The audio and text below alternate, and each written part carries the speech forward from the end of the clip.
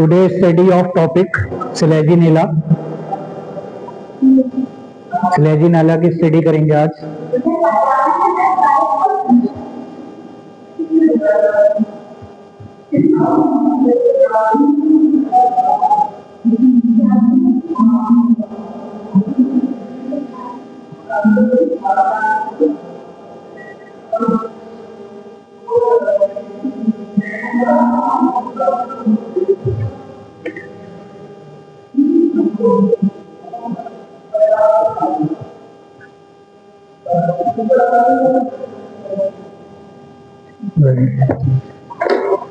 आ जाएगी मेरी आवाज।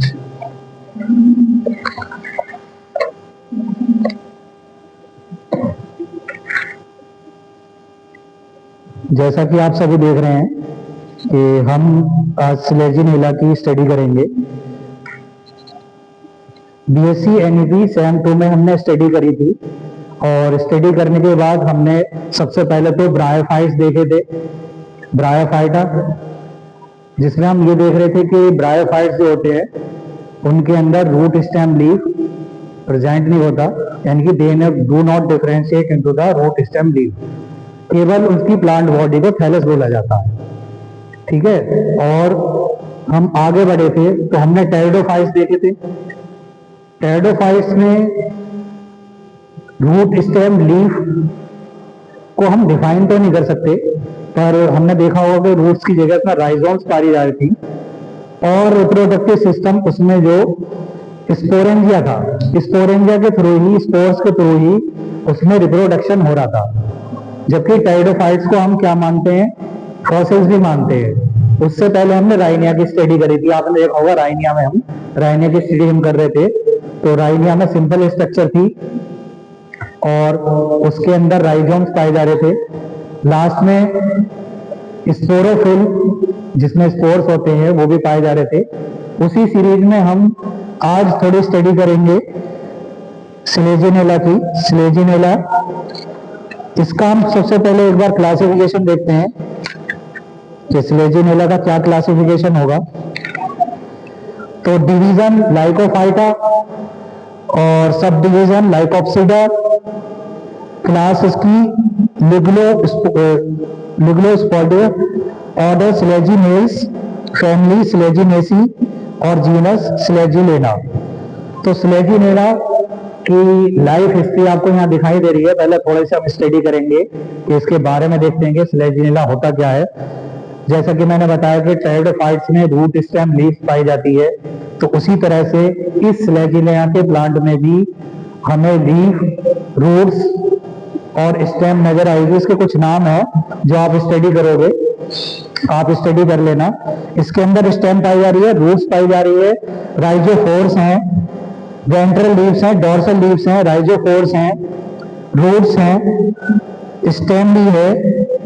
राइजोफोर एक स्ट्रक्चर है जो कि इसके मेन एक्सिस से निकली हुई है और मेन एक्सिस से निकलकर फिर वो उसके रूट सिस्टम से जुड़ी हुई है, यानी कि इसमें स्टेम सिस्टम भी है। ये सामने आपके क्लासिफिकेशन यानी कि लाइफ साइकिल भी बनी हुई है। लाइफ साइकिल को हम देखेंगे अभी थोड़ी देर बाद। तो उसकी जो जर्नल हम टॉपिक्स देख लेते हैं। जर्नल टॉपिक्स में हम देखेंगे कि मैंने बताया कि इसके प्लांट्स में राइजोफोर, स्टेम एंड लीव्स पाई जा रही हैं और वेंट्रल लीव्स भी पाई जा रही हैं, डोर्सल लीफ पाई जा रही हैं, रूट्स इसमें प्रेजेंट हैं। इसी तरह से लाइफ साइकिल को अब हम देख रहे हैं कि लाइफ साइकिल में क्या होगा। तो सिलेजिनेला स्पोरोफाइट, यहां से स्टार्ट होगी इसकी लाइफ साइकिल। सिलेजिनेला स्पोरोफाइट यानी कि स्पोरोफिटिक फेज। ये क्या है, स्पोरोफिटिक फेज यानी कि डिप्लॉयड स्टेज है। ये एक डिप्लॉयड स्टेज है जिसके अंदर क्रोमोसोम की ही संख्या पूरी होगी। हम स्टेज को कैसे डिफाइन करते हैं कि हम उसमें क्रोमोसोम की संख्या देखते हैं, क्रोमोसोम कितने होंगे, तो उसी के आधार पर हम ये कहते हैं कि भाई ये सिलेजिनेला जो है एक स्पोरोफिटिक स्टेज में है और इसकी क्रोमोसोम की संख्या कंप्लीट है। अब सिलेजिनेला जो प्लांट है उसके ऊपर स्ट्रोबिलस लगी होगी। स्ट्रोबिलस एक स्ट्रक्चर है, गेमेटोफिटिक स्ट्रक्चर है जिसकी शेप कोन की तरह है और ये उसी शेप को हम, उस स्ट्रक्चर को ही हम स्ट्रोबिलस बोल रहे हैं, ठीक है ना। स्ट्रोबिलस स्ट्रोबिलस है उसकी स्ट्रक्चर। ठीक है, आप इधर आ जाइए जरा, कैमरा को यहाँ दिखाइए। ये देखिए यहां से दिखाइए आप, स्लेजिनेला स्पोरोफाइट, ये स्लेजिनेला स्पोरोफाइट है, खड़े होके लेना। उससे बनी है स्ट्रक्चर स्ट्रोबिलस, यानी कि स्ट्रोबिलस एक ऑर्गन है, ये स्पोर्स स्पोरोफाइट बनाएगा, स्पोर्स बनाएगा, तो इसलिए हम इसे स्ट्रोबिलस बोल रहे हैं। ये गैमेटोफिटिक स्टेज का नाम है। क्या है? स्ट्रोबिलस, स्ट्रोबिलस नाम है इसका। अब इस स्ट्रोबिलस से जो ये माइक्रोस्पोरोफिल है, माइक्रोस्पोरोफिल और मेगास्पोरोफिल, दो चीज इसमें निकलेंगी, माइक्रोस्पोरोफिल और मेगास्पोरोफिल। ये लीफ की तरह स्ट्रक्चर है एक्चुअल में, जो है स्ट्रोबिलस से जो ये निकल रहे हैं, तो ये कैसी है? लीफ की तरह स्ट्रक्चर है। लीफ के अंदर ही, उसकी स्ट्रोबिलस की लीफ के अंदर ही ये माइक्रोस्पोरोफिल और मेगास्पोरोफिल पाया जा रहा है। माइक्रो नाम से आप समझिए, माइक्रो मतलब स्मॉल, ऐसी स्ट्रक्चर, ऐसे स्पोर जो बहुत ही स्मॉल है। और स्मॉल है तो इसका मतलब सिंपल सी बात है कि ये जो है मेल रिप्रोडक्टिव ऑर्गन है। ये कैसा है? माइक्रो मतलब छोटे स्पोर्स है, तो ये मेल को रिप्रेजेंट कर रहे हैं, मेल स्ट्रक्चर को रिप्रेजेंट क्या करेंगे? Micro sporophyll. आप सभी ध्यान से सुन लीजिए, नाम को आपको तैयार भी करना है, नाम को तुरंत ही आप याद कर लीजिए, आपको जभी की जभी ये सारे वर्ड याद हो जाएंगे। मेगा स्पोरोफिल, मेगा मतलब जो शेप में लार्ज है, जो थोड़े बड़े हैं। अगर माइक्रोस्पोरोफिल देखेंगे तो बहुत छोटे छोटे हैं, और मेगास्पोरोफिल देखेंगे तो इनकी शेप कैसी है? थोड़ी बड़ी है, देखने में ही ये साइज में बड़े हैं, तो इसे हम मेगा स्पोरोफिल। ये मेगा स्पोरोफिल भी उसी की स्लेजिनेला की लीफ के अंदर प्रेजेंट होते हैं। उसके अंदर कैविटी होती है, कैविटी के अंदर ये स्पोर्स, दोनों तरह के स्पोर्स पाए जा रहे हैं। इसे हम मेगा स्पोरोफिल को फीमेल गैमेट्स मान रहे हैं, फीमेल स्ट्रक्चर मान रहे हैं। इन्हीं मेगास्पोरोफिल से माइक्रोस्पोरोफिल, माइक्रोस्पोरेंजियम, मेगास्पोरोफिल, मेगास्पोरेंजियम नाम दिए गए हैं। स्पोरेंजियम जिसके अंदर ये स्पोर बंद है, एनक्लोज्ड है, तो माइक्रोस्पोरेंजियम मतलब वो स्ट्रक्चर जिसके अंदर माइक्रोस्पोर बंद है। बात समझे आप? यानी कि माइक्रोस्पोरेंजियम का मतलब है कि वो उसकी कवरिंग है, स्ट्रक्चर है, कैविटी है, उस कैविटी के अंदर माइक्रोस्पोर मदर सेल प्रेजेंट है। माइक्रोस्पोर मदर सेल छोटी स्ट्रक्चर है, ये डिप्लॉइड है, ये भी अभी गैमेट से डिप्लॉइड स्ट्रक्चर है। मेगास्पोरेंजियम नाम याद कर लीजिए आप, मेगास्पोरेंजियम, मेगास्पोरेंजियम से बनेगा मेगास्पोर मदर सेल।